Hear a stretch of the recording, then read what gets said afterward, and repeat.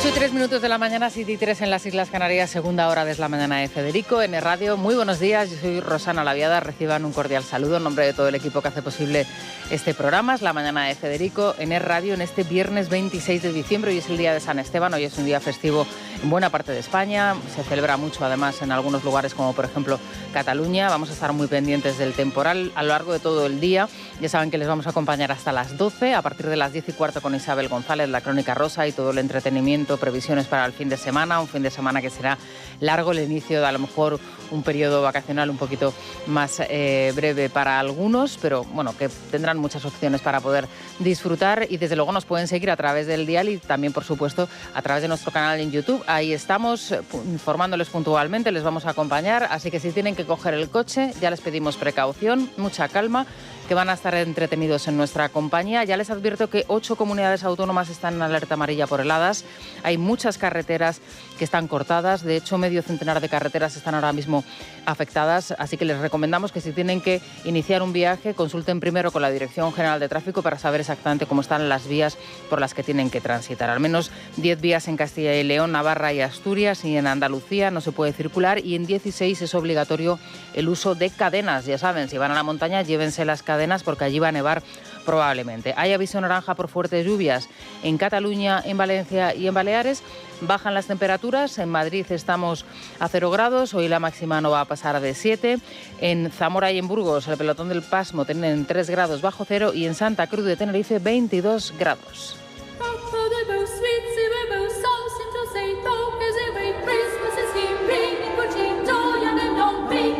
Es la mañana. Es radio.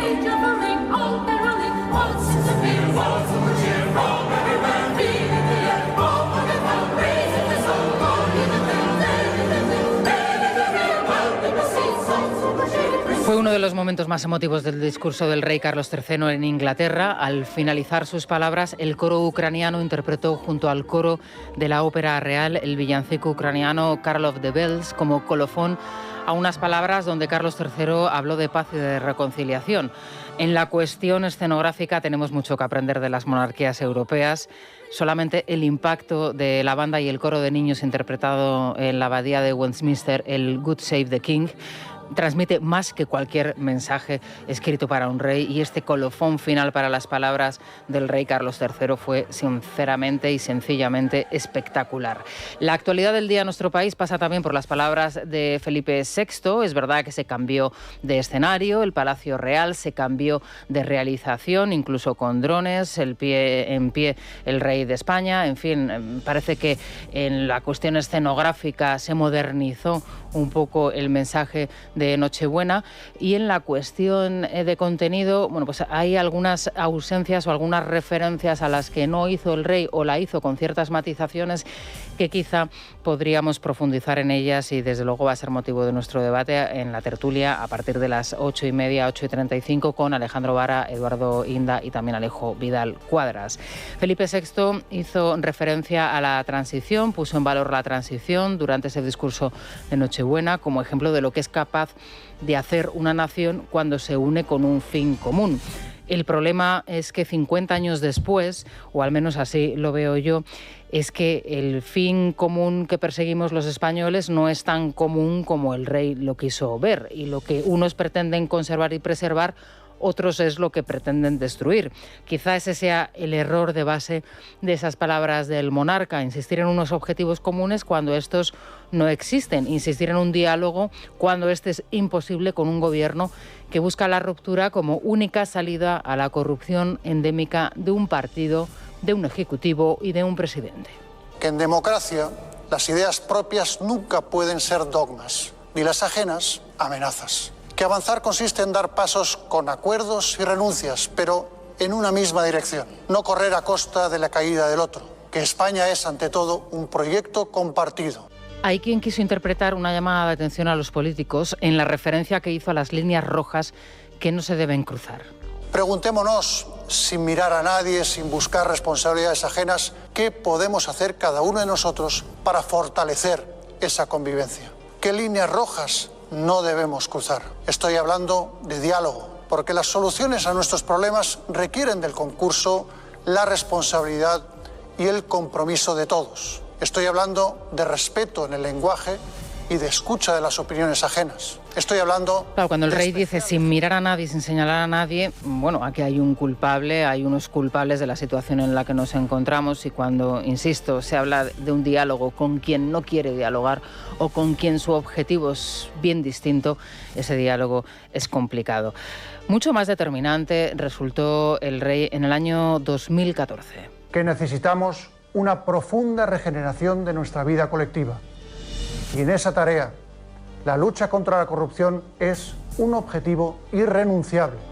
Claro, hay quien dice, bueno, es que el rey no está para hacer esos llamados, para hacer esos llamamientos. Es que el rey ya lo ha hecho, y además lo hizo de forma reiterada, de manera muy especial en el año 2014, cuando inició su reinado, pero también en el año 2017. La corrupción se mantiene también como una de las principales preocupaciones de la sociedad, que demanda que sigan tomándose las medidas necesarias para su completa erradicación y que los ciudadanos puedan confiar plenamente en la correcta administración del dinero público. Claro, aquí la corrupción tenía otro sello, tenía otra marca, era la marca del Partido Popular, y el rey también fue muy taxativo en el mensaje que quiso lanzar a los españoles, pero es que hace 5 años, en el año 2020, volvió otra vez a hacerlo. Ya en 2014, en mi proclamación ante las Cortes Generales, me referí a los principios morales y éticos que los ciudadanos reclaman de nuestras conductas. Unos principios que nos obligan a todos, sin excepciones, y que están por encima de cualquier consideración de la naturaleza que sea, incluso de las personales o familiares.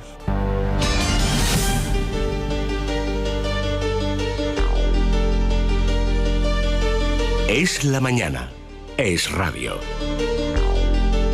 Del discurso del rey hablaremos, como les digo, en nuestra tertulia. En el apartado de la corrupción, lógicamente tenemos novedades al respecto, y hay novedades importantes en nuestro periódico, en Libertad Digital, que implican a Anchón Alonso en libertad con medidas cautelares desde hace 2 semanas, y también con todo lo que rodea a la SEPI. Sergio Eras, buenos días. Muy buenos días. La UCO investiga la influencia en el PNV del empresario Anchón Alonso, socio de Santos Cerdán. Tal y como les cuenta Libertad Digital, la Guardia Civil trata de corroborar si Alonso tenía poder en las filas de los nacionalistas vascos para conseguir adjudicaciones en el marco de la trama Leire. Además, el diario El Mundo señala que la SEPI era conocedora y autorizó pagos de la aerolínea rescatada Plus Ultra en Gibraltar y Suiza con dinero público. Unos pagos que la Fiscalía Anticorrupción considera delictivos por responder a actividades de blanqueo de altos cargos venezolanos. Por otro lado, The Objective publica que el gobierno de República Dominicana evita responder si ha concedido a Begoña Gómez la nacionalidad del país. La respuesta del Ejecutivo caribeño destaca la imposibilidad de ofrecer dicha información en virtud de una serie de disposiciones legales. La ministra María Jesús Montero,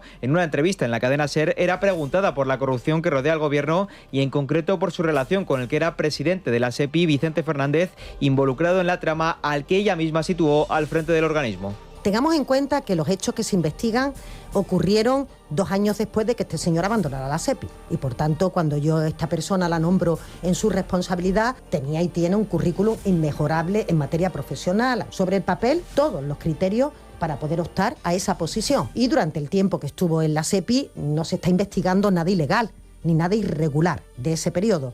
Esto ha ocurrido después de que él volviera a la Junta de Andalucía, es decir, que yo ya el devenir que siguió este señor me parece absolutamente sorprendente. A las 8 y 12 minutos de la mañana, 7 y 12 minutos en las Islas Canarias, vamos a hablar con Miguel Ángel Pérez. ¿Qué tal, Miguel Ángel? Muy buenos días, feliz Navidad. Muy buenos días, Rosana, feliz Navidad. Bueno, estamos a punto de abandonar ya 2025, vamos a cerrar este año nefasto, desde luego, para los intereses de España y de los españoles, pero abrimos un nuevo periodo, el año 2026, lleno y cargado de citas judiciales. Cuéntanos, ¿cómo se presenta ese calendario? ¿Cuáles son los principales hitos que tendremos que alcanzar judicialmente, si me permites la expresión, el año que viene? Pues fíjate, Rosana, que yo distinguiría entre las causas que van a ser juzgadas ya en los próximos meses y las que están todavía, pues digamos, a mitad de la investigación o incluso pues finalizándose, ¿no? En primer lugar, yo creo que vamos a poder ver el primer juicio en el marco de la trama Koldo entre febrero y marzo.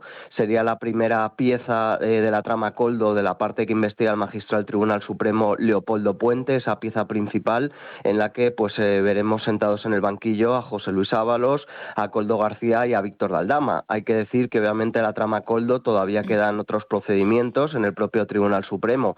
Quedaría la pieza de las adjudicaciones a cambio de obra pública de comisiones ilegales, que esa todavía quedan bastantes meses de investigación porque es una investigación muy compleja, y además también en la Audiencia Nacional quedaría otra parte de la trama Koldo más relacionada, digamos, con la compraventa de material sanitario durante la pandemia del COVID-19, que esa todavía queda investigación. También, aparte de ese juicio que previsiblemente se desarrolle en febrero o marzo, pues el próximo mes de mayo pues veríamos sentado en el banquillo de los acusados al hermano del presidente del gobierno, David Sánchez. Era una vista que en principio se iba a celebrar en febrero, pero al final, ante la imposibilidad de que pudieran estar presentes en el juicio algunos de los abogados que ya tenían citas comprometidas, pues obligó a que ese juicio se retrasara al mes de mayo. También se espera que en los primeros meses de este año 2026 ya se cierre de forma definitiva, digamos, la instrucción del caso Begoña Gómez, y por lo tanto pues que el juez Peinado y luego pues la Audiencia Provincial de Madrid lo ratifique, pues sea enviada la mujer del presidente del gobierno pues a un juicio con jurado popular, que ya no sabremos si se dará tiempo a que se celebre en este año 2026 o el siguiente, pero vamos, esas van a ser, digamos, las causas que están más cerca de juicio. Desde luego el hermano del presidente del gobierno, la mujer, el que ha sido mano derecha de Pedro Sánchez, pues esos los vamos a ver en este año 2026 ya sentados en el banquillo de los acusados, y por supuesto pues seguiremos muy atentos al resto de investigaciones relacionadas con la corrupción del gobierno de Pedro Sánchez, porque obviamente, como te he dicho antes, pues la trama Koldo todavía quedan bastantes procedimientos abiertos que se tendrán que desarrollar. La trama hidrocarburos también todavía se tiene que continuar investigando. De hecho, pues el juez Pedraz hace pocos días reactivaba la causa con nuevas declaraciones de testigos investigados que veremos a finales del mes de enero ya de este año 2026, y por supuesto también muy atentos a la Operación Leire. La Operación Leire, que digamos que ha sido el último procedimiento que ha llegado, que se investiga en la Audiencia Nacional también por parte del juez Santiago Pedraz, y que eso pues no ha hecho más que comenzar esa investigación. Claro, estamos hablando de todo un maratón de juicios, de investigaciones, de instrucción todavía pendiente, que va a convivir además con diferentes procesos electorales, Miguel Ángel. Se me ocurre, y vamos, el más inmediato desde luego, las elecciones en Aragón, que tienen lugar el próximo día 8 de febrero y que podría coincidir con ese primer juicio de la trama Koldo, o al menos ser en la víspera de la celebración del juicio. También luego tendremos las elecciones en Castilla y León, posteriormente se esperan también comicios en Andalucía. Incluso hay hay analistas que no descartan que pueda haber una coincidencia y una convocatoria electoral a nivel nacional. Claro, esto es muy complejo y además muy dilatado en el tiempo, pero, por ejemplo, ¿qué situaciones se podrían dar para introducir novedades al respecto? El otro día hablábamos de que los abogados de Ábalos habían solicitado la participación también de un juicio popular, con un jurado popular, en la trama que a él le afecta. ¿Esto cuándo tendremos noticias de la determinación de la celebración de este juicio, de si se va a aceptar o no? Él ponía como antecedente lo sucedido en el juicio contra Francisco Camps. Bueno, obviamente el caso de la trama Koldo que se investiga en el Tribunal Supremo es una causa con presos, porque están tanto Ábalos como Koldo en prisión provisional, y esto lo que indica es que el Tribunal Supremo pues celebrará el juicio cuanto antes. Por eso se ponían las fechas de febrero o marzo, con lo cual esto significa pues que esa petición de José Luis Ábalos se tendría que resolver pronto, ¿no? No sabremos si antes de Navidad, o sea, antes de que acabe el año, o ya pues a la vuelta de las vacaciones de Reyes, pero desde luego será un asunto que se tenga que resolver pronto, por lo que digo, porque el Tribunal Supremo pues tiene el objetivo de ser una causa con preso, pues celebrar el juicio cuanto antes, y sabremos al final qué pasa con esa petición, pero vamos, que yo lo veo complicado. Yo creo que obviamente pues José Luis Ábalos, Koldo y Víctor de Aldama pues se sentarán en el banquillo de los acusados en el Tribunal Supremo, y tendrán que pues afrontar ese primer juicio de la trama Koldo. ¿Cómo van a ser esos juicios, me refiero a la cobertura mediática, porque es verdad que el último recuerdo ha sido el gran juicio, lógicamente el juicio contra el exfiscal general del Estado, donde al final se hizo un seguimiento en medios desde dentro que pudo ser luego trasladado a la prensa de manera muy particular y además con mucho detalle. ¿Cómo se espera que sean estos juicios?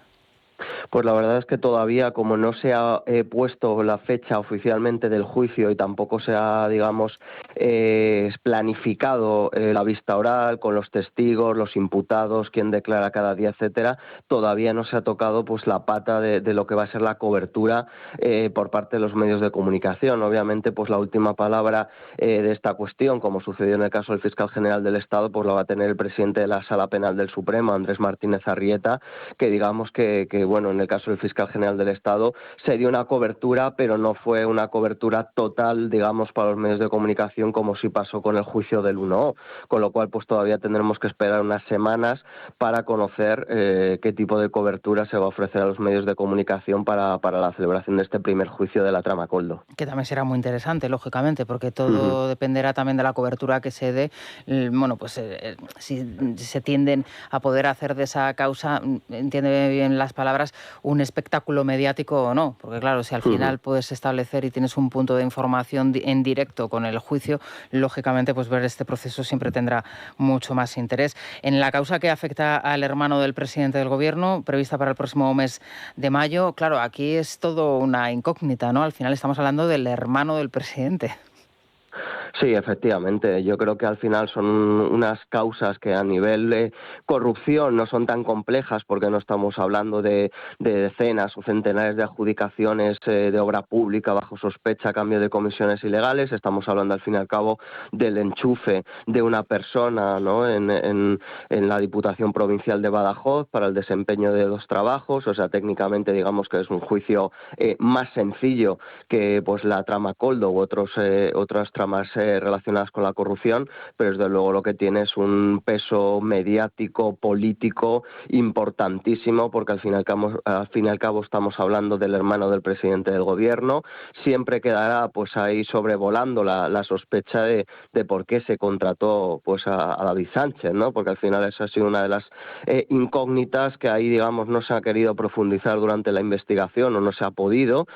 Sí que la juez Viedma dejó algunas pinceladas diciendo que tenía que haber sido alguien de su entorno, y que algunos altos mandos de la Diputación Provincial de Badajoz conocían a Pedro Sánchez y coincidieron en mítines, y Pedro Sánchez les habló de su hermano, pero digamos que justo en esa parte, que sería la referencia a la responsabilidad del mismísimo presidente del Gobierno, Pedro Sánchez, en el enchufe de su hermano, no se pudo ahondar en la investigación.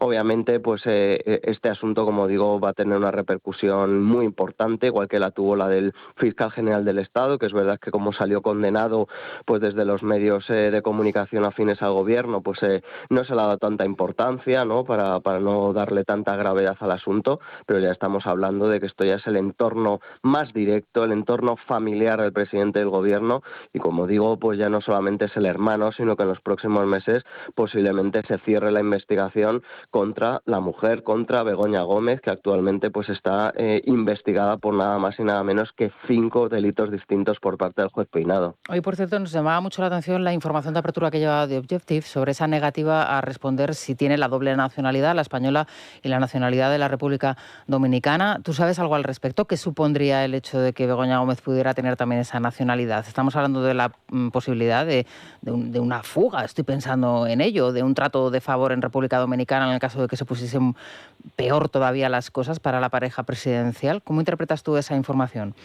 Bueno, la verdad es que llevamos muchísimos meses con ese run, ¿no?, de que Begoña Gómez habría iniciado los trámites para tener la doble nacionalidad. Hay cierto, es verdad que hay cierto temor a que en un momento dado se pudiera ir a República Dominicana en el caso de que fuera condenada y que no volviera a España. Eso es un temor que lleva muchos meses, pero es verdad que todavía no se ha podido, certificar documentalmente, como leíais en esa información, porque es verdad que las autoridades dominicanas en esta cuestión pues tampoco lo aclaran, ¿no? Es cierto también que hombre, la posibilidad de que Begoña Gómez acabe ingresando en prisión pues ciertamente no es muy alta, igual que pasó con el caso del fiscal general del Estado, con lo cual pues no veo yo tampoco que haya pues ese temor a que esta mujer pudiera fugarse. Lo que es cierto es que la República Dominicana al final se ha convertido pues en el nido, en el patio trasero del Partido Socialista, con Bono, con los Hidalgo. Todo lo que huele a corrupción del Partido Socialista siempre acaba o empieza en la República Dominicana, y desde luego no deja de ser muy pero que muy significativo y muy ilustrativo pues que Begoña Gómez supuestamente pues tuviera la doble nacionalidad dominicana, por lo que representa ahora mismo la República Dominicana para los casos de corrupción relacionados con el PSOE y la infraestructura que tendrían en República Dominicana y que les estaría ayudando. Sí, como fue en su día santuario para etarras la República Dominicana mismamente, pero también Venezuela, México o Cuba, ¿no? Miguel Ángel, ya para finalizar, ¿qué destacarías tú de este año 2025? ¿Qué momento destacarías? ¿Y qué es lo que esperas ver? Esto ya es un deseo, no una información, en el año 2026. Pero ¿con qué te quedas del año 25 en lo que lógicamente a tu territorio y a tu negociado se refiere? ¿Y qué es lo que esperas ver en el año 2026? Pues yo de este año 2025 yo creo que desde luego el mayor hito que hemos tenido pues es la condena de un fiscal general del Estado, ¿no? Que nunca había pasado en España que fuera ni siquiera imputado, ya que hemos tenido pues a Álvaro García Ortiz imputado, procesado, sentado en el banquillo de los acusados y posteriormente condenado. A mí me parece que ese es un hito importantísimo que, como decía antes, pues obviamente desde el gobierno se ha intentado pues que pasara ya a una segunda cuestión, que no se hablara de este tema, pero es un tema gravísimo y lo hemos vivido pues hace escasas semanas en nuestro país, ¿no? Y luego, desde luego, de cara al año que viene, pues aparte de todo este mare magnum de corrupción que acorrala al presidente del gobierno, Pedro Sánchez, no tenemos que olvidarnos tampoco del caso Plus Ultra, de las posibles ramificaciones que pueda tener, porque estamos hablando ya del rescate pues de una aerolínea muy sospechosa. Ya dijo el empresario Víctor Daldama hace pocas semanas que se podría haber cobrado pues hasta una comisión ilegal de 10 millones de euros por parte de José Luis Rodríguez Zapatero y del propio Pedro Sánchez por este asunto, y es verdad que siempre ha estado rondando pues en todas las tramas de corrupción, porque al final todas tienen su epicentro en el presidente del gobierno, pero todavía no ha habido pues digamos una prueba directa contra él que haya podido iniciarse el procedimiento para imputarle, ¿no? Entonces veremos cómo va evolucionando pues este caso de Plus Ultra, que recordamos lo investiga la UDEF y no la UCO, y también, por supuesto, tenemos que estar pendientes de cómo evoluciona el caso de las cloacas del Partido Socialista de Leire 10 y la segunda derivada, que es la Operación Leire, ¿no? La Operación Leire. Quizá lo más sorprendente, ¿no?, de todo, ¿no? Al final, la derivada de Leire, la importancia que tiene Leire en todo este entramado, ¿no? Sí, porque ya en la Operación Leire pues estamos hablando, Rosana, de que está encima de la mesa pues la vicepresidenta del Gobierno, nada más y nada menos, y la ministra de Hacienda, María Jesús Montero. Yo creo que a lo largo de este año podremos tener sorpresas relacionadas con el papel y cómo puede ser salpicada la propia María Jesús Montero en esta Operación Leire, sobre todo relacionado con pues su conexión directa con el expresidente de la SEPI, Vicente Fernández. Aunque él lo niega, ella lo niega. Ahora parece que no se conocen de nada. Exactamente, yo creo que ahí puede haber muchas sorpresas, y esto no solamente es opinión, es información, y yo creo que María Jesús Montero puede ser una de las próximas damnificadas por toda la corrupción del Partido Socialista. Estaremos muy pendientes. Desde luego, trabajo no te va a faltar, Miguel Ángel, no nos va a faltar a ninguno, así que descansa todo lo que puedas, en la medida de lo posible. Nos volvemos a escuchar en el año 2026, que vamos a tener que... Hay mucha tela que cortar aquí, mucha tela que cortar. Muchas gracias por todo, que tengas una feliz salida y entrada de año, Miguel Ángel. Muchas gracias, te seguimos leyendo. Igualmente, Rosana, un abrazo fuerte. Nos vamos a tomar un Ibudol. Son las 8:31 de la mañana, las 7:31 las Islas Canarias. Enseguida vamos a empezar nuestra tertulia, hoy con Alejandro Vara, Eduardo Inda y Alejo Vidal Cuadras. Pero antes, ¿qué les proponemos a los oyentes hoy? Luis, cuéntanos. Pues hoy, como no, tenemos que preguntar a los oyentes qué les ha parecido el mensaje de Navidad del rey Felipe VI en el Palacio Real. Y queremos saber si han echado en falta algún asunto importante, como por ejemplo el tema de la corrupción y los últimos escándalos que salpican al gobierno y al entorno del presidente, o qué les ha parecido esa puesta en escena con la nueva realización y con el monarca de pie para transmitir cercanía. Ya nos pueden dejar sus mensajes en Instagram, en @eslamanana_de_fjl, o en el audio WhatsApp, como siempre, en el 648 91 92 60. Bueno, pues seguro que es interesante escuchar a los oyentes y que tendrán su opinión sobre las palabras y el discurso del rey. Nosotros vamos a hacer una pausa y enseguida regresamos. Es la mañana. Es radio.